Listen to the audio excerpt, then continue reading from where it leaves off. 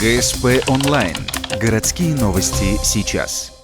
Пятница, 12:30. Главный корпус УГТУ. Научный семинар. Тема «Бурение скважин на севере».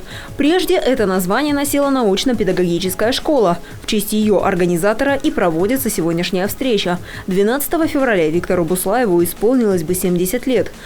Автор 33 патентов, 18 промышленных разработок, позволивших сэкономить предприятиям около 15 миллиардов рублей. Помимо открытий занимался учебной деятельностью, подготовил 12 кандидатов и 3 докторов наук. Но и со своим учителем до последних дней своей жизни сохранял теплые отношения.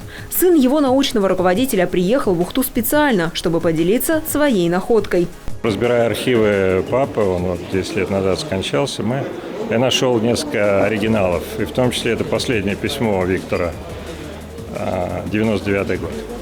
Когда они обменялись книгами, мой папа писал воспоминания, прислал книгу Виктору, Виктор в ответ прислал письмо и свою книгу с надписью. Это у меня есть с собой все. В программе семинара доклады о достижениях и разработках Буслаева, выступления с воспоминаниями о нем. Часть из них напечатана в небольшой брошюре, книжном анонсе.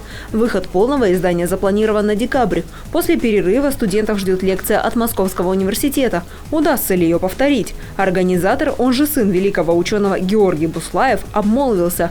Надеется, что семинар станет ежегодным и перерастет в масштабную конференцию.